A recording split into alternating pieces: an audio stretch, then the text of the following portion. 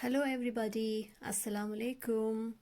This is little Aisha's mommy doing the video for you guys, and as promised, here is the first of the series of videos that we will follow up to cover our Ramzan activity. As we all know, during the month of Ramadan, especially our Instagram followers, thank you all for your support. We are aware that we took up the activity of learning the meaning and trying to understand the names of Allah. And Alhamdulillah, little Aisha did complete that activity much ahead the timeline we had given of 30 days. Of course, there's no timeline or such thing, but we wanted to do this as a part of a Ramadan activity, and Alhamdulillah, we did that.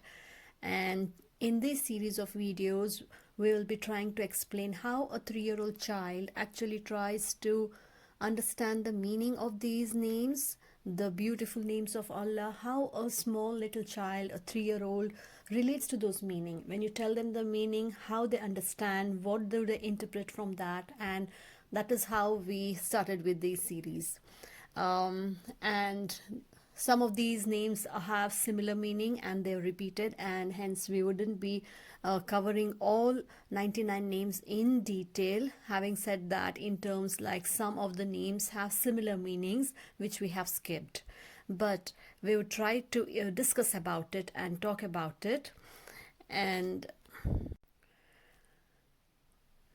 the way we decided to do this activity was to describe it in terms of pictures or art or paint or drawing or any such thing. We took the help of art and drawing or painting to express how a 3-year-old relates to these names. So how a little child can probably understand these names, what do they see by what do they mean by these names, and how they try to understand what they mean is what we are trying to do in this series. And we would be explaining how little Aisha actually understood these names and how we have described it. So let's begin. And the first name of Allah and the most common name of Allah which we normally use, the most common name of God which Muslims all over the world use to describe or refer to God, is Allah. And this is the name which even the Arab speaking Christians and Jews use for God. It's Allah. And we did not go into describing the meaning of it, as Allah comprises of all the different meanings. It even means merciful, it even means the holy, it's the source of peace. All these meanings are encompassed in one word, it's Allah. So we found a no better way than trying to understand the word in the way it actually is written and seen most often. So this is how Allah is written. It's using Arabic letters of Alif, Lam and Ha.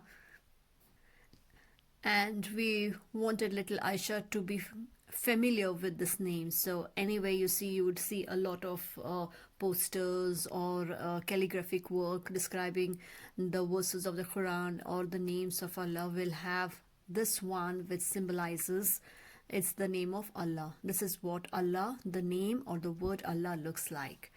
Now moving on to the next name. The next name is Ar-Rahman. Ar-Rahman means the one who is most compassionate. There's no one more caring, more compassionate than Allah. So this name Ar-Rahman describes this attribute of Allah. And how did little Aisha understand this? So we discussed, where do you see the mercy of Allah? The compassion or the care of Allah. How do you know that He cares for you? And she used to say, Allah cares for me. He gives me food. He gives me clothing. Yes. He gives me water. Yes. So this is how we went on to describe that Allah, whose name describes Ar-Rahman or the most caring, His care is depicted or very visible and more evident through all these sources of our sustainability that we say around us. That's the food that we eat, the flowers that grow on the trees, the water that is provided to the plants to grow. That is the care of Allah. Allah cares for us in every way. The food, from the trees, the flowers become fruits. from the fruiting plants you get fruits, and that's your source of food. And Allah has given you air to breathe, He gives you water to drink, and all these He cares, He knows that you need it, and He cares, He provides it for you. So this is the best example of showing that Allah cares. And the word that describes this attribute of caring is Ar-Rahman. Moving on to the next name, which is Ar-Rahim. Ar-Rahim means He is the most merciful. That means Allah is the most merciful. And how do you see the mercy of Allah, was a question asked to little Ayesha, and she would say, the mercy of Allah, I see in He gives me food, He gives me shelter, He gives me water to drink. Okay, we already discussed something similar to that in Ar-Rahman, right? So can you think of something else? Then she was like, okay, He even gives food for the birds. He gives, see the honeybees, He gives food for the honeybee. Yes. That is exactly what we wanted to describe. Like Allah is merciful. He's not only merciful to the human beings, but to every creation He has created. He's merciful to the plants whom He provides water, and through those plants He gives food for other animals and human beings. So He provides food for the bees, the butterflies through flowers, and for the plants or earth to be more fertile, He provides water. So even if the land is cracked or dried, He provides water to make it fertile. So He is the most merciful. There can be no one as merciful as Allah SWT. The next name of Allah is Al-Malik. So Al-Malik is, Malik means a ruler, a king, and there was no other description that Ayesha could think of except that describes a king. How does a king look? So the best way of showing the attributes that a king is described with was through his huge palaces, or his royal palaces, his royal throne and the crown, and that's exactly what we did. Al-Malik means he is the ruler, or he's the king, and a king is mostly described through his throne. If you think of a king, the first thing that comes to your mind is his palace or his crown or his throne, and that's exactly what we described here by saying Al-Malik. Moving on to the next meaning or next name of Allah is Al-Quddus. Now Al-Quddus means He is the most holy, He is the most pure, right? So when I asked Ayesha as to what do you think is most pure, most clean, the purest one, she says it is snow. That's very true. Snow is most pure. She said it's water. Exactly. The rainwater is the purest form of water. And we did go on discussing, and I even told her the book of Allah, the Quran, the book of Allah, the Quran, which all Muslims of the world read and the verses of which are used in a daily prayer, that is the most purest. These are the words of God, these are the words of Allah, and these are the most purest. So we described it, tried to pitch in as many examples as possible, and we decided to settle down with 3 examples. One describing the rainwater as the purest. One example is the Quran, which is the most purest form of literature, or purest form of the word writing or a book, because it is the word of God. And snow, which is the most purest form of water, source of water or ice. Moving on to the next name of Allah was As-Salam. We all know Salam, and when we told Ayesha this As-Salam, she said Salam Alaikum, as she always says in her videos. Yes, that means peace and blessings of Allah be upon you. Peace. And Salam is the exact meaning of the word peace, is from the word Salam. Salam is peace. So As-Salam means Allah or God, He is the source of peace, right? There can be no other source which can provide you that peace. And the best example for that for us to discuss was to tell her that a dove, a white dove, is used as a symbol of peace, right? We see a lot of countries, when they sign a pact, or even during the peace treaties, whatever, they have this symbol of the pigeon or the dove, the white dove with the olive branch in its mouth. That's a symbol of peace. And what is peace? When we asked her, she said, a very calm place on top of a hill, where I can see water, I can see the sky, where there is breeze, where there is calmness. And that's exactly we try to describe. We pick this picture up from a magazine which gives us a feel of tranquility, peace, and happiness. So that is what As-Salam means, the source of peace. So the next name of Allah is Al-Mu'min. Al-Mu'min is the inspirer of faith, right? Means the one who can be more trusted. We have to note here that some of the names of Allah will have various meanings in terms of the context in which it is used. So Al-Mu'min can be someone who inspires your faith, and it can also be someone whom you trust, the most trusted, the one whom you can blindly put your faith in. Or Al-Mu'min is the faith. So we try to describe it in various forms, which also says that the most trusted and the inspirer of faith. So this pictorial depiction of a person praying, and this is a posture used in the form of prayers in which Muslims pray throughout the world. It's called sujood. We bow down, we prostrate on the ground with the forehead and the nose touching the ground. We prostrate believing that we are prostrating in front of Allah, we're prostrating in front of God, and we are the most closest to Allah subhanahu wa ta'ala in our sujood. And this is the position, in one of the position of a prayer, which we felt it was quite a strong depiction of faith. And obviously reading the names of Allah, or reading the verses of the Quran, or reading any chanting the scriptures.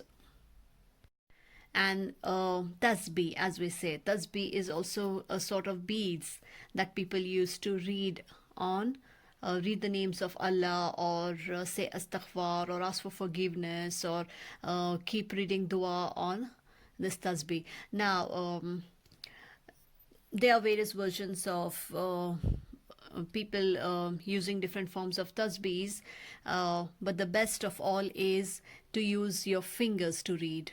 Use your fingers to read. Yes. So this is, if we had just drawn a hand or a palm of fingers, it wouldn't be very descriptive as to what we are trying to show. And we felt that a tasbih will be an example to show that we are using it for a prayer. Yeah. But that is why we used a tasbih here. But authentically, the prayers do not need anything. You can always pray on your fingers. You can count on your fingers as you are praying. We have 15 divisions in our fingers and totally in our hand. So we can use those as a division or a record of, or a count of our reading our tasbih. And this handshake was symbolizing trust.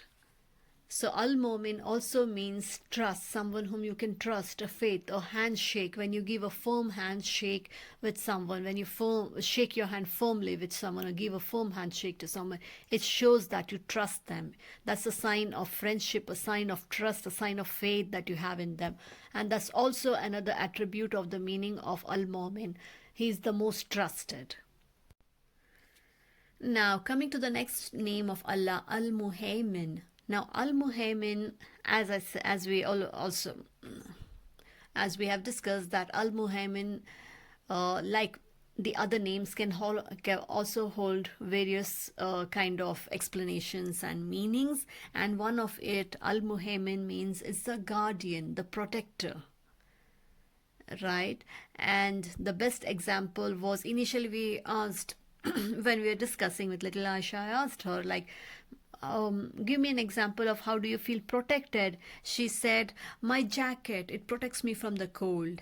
Yes, very right. It protects you from the cold. Then what else protects you? She says, my shoes protect me from the stones. I said, yes, that's right. What else protects you? Then she said, my umbrella. Yes. And then, yeah, probably we could draw an umbrella to show that it's protecting you from the rain. Okay. And then I told her, can you think of anything from the stories of the Quran, stories of the prophets? Then she said, like the example of Yusuf alayhi salam in the whale's tummy. Yes, he was protected by Allah, isn't it? So that was one of the example, and immediately we thought of another example of Yusuf alayhi salam when he was put in the well by his brothers. He was still protected by Allah. So these are the examples which we used to describe pictorially that how this name of Al-Muhaimin, the guardian or the protector, is described, or a child can understand this through example of Yunus alayhi salam, who was protected even in the whale's tummy, where he asked for forgiveness and asked for protection of Allah. And Yusuf alayhi salam, he was even protected at deep depths inside the well. And obviously for a child, very easily to relate to the name protector would be something that shields them, that protects them. Was easiest was the umbrella to understand before they go to understand the stories of the prophets Yusuf and Yunus alayhi salam. The next name of Allah is Al-Aziz. Now Al-Aziz is the mighty, the most powerful. Yeah, all these names have various attributes, and they attain different meaning in the context in which we speak or in which we use them. Likewise, the mighty, the power of Allah. Where do you see that? Obviously, the power of Allah is seen in everything. How our earth stand alone, I mean, without any support, without any pillars, without anything. It's just standing on its own in this wide solar system, in this universe, and it goes on in proportion around the sun, revolves and rotates on its axis and revolves around the sun. That's the power of Allah. And how Allah controls this entire universe. He controls the way the universe functions. He controls the way the earth functions with different seasons. The plants change, and that's also a sign of the might or the power of Allah. So that's how we describe the different seasons by the different characteristics that we see of the plants or the trees in different seasons, where they are more greener in summer, and then autumn you see them shedding leaves, and winter you don't have any leaves on their branches, and then again in spring you find new leaves sprouting. So this is the power of Allah, in which He controls the seasons. And again, the revolution and rotation of the earth, which we have described. Of course, this doesn't look really like a moon. We did try to make it like a moon, but not great artists though. And so the sun, the moon, and the earth, how they revolve, the moon and the earth revolve. The moon revolves around the earth, and how the earth revolves around the moon, the sun, and how the entire system functions, how solar eclipse occur, lunar eclipse occur. All these eclipses, how does it happen? How does it so mechanical, and it's so beautifully designed, and it works on its own? How does that all happen? It is because of the might and the power of Allah subhanahu wa ta'ala. And this power or this mightiness of Allah is expressed through His name Al-Aziz. Coming to the last name in the series is Al-Jabbar. Al-Jabbar is the one who is the most compelling. He's the one who restores. Now restores what? When we asked Ayesha, he said he restores, he gives. Something that I've lost, he gives back. Okay, something that you have lost, he gives back. And can you think of something else? He's the restorer of peace. He's the restorer of friendship. Yes, very nice. And then when you are sad, what happens? You are heartbroken, you feel bad, you're depressed. And who heals? We say time heals everything. After some time you feel better. How does your heart feel better? How does your mind send those signals to the heart to make it feel better? How does that happen?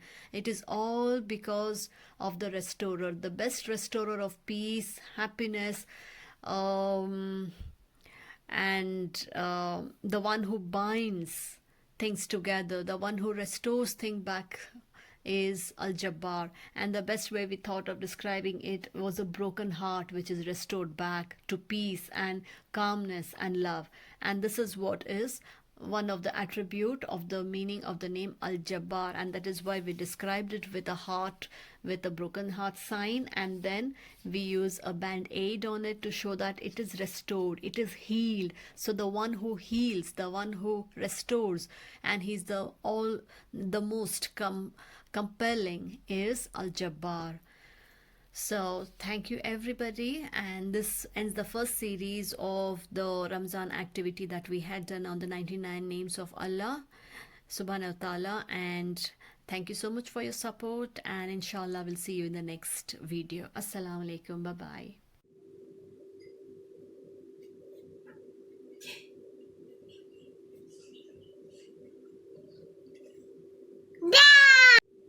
It is coming towards the flower, okay? It's coming towards the flower. It's going towards the flower. Very good. Press it hard. Fly up, butterfly.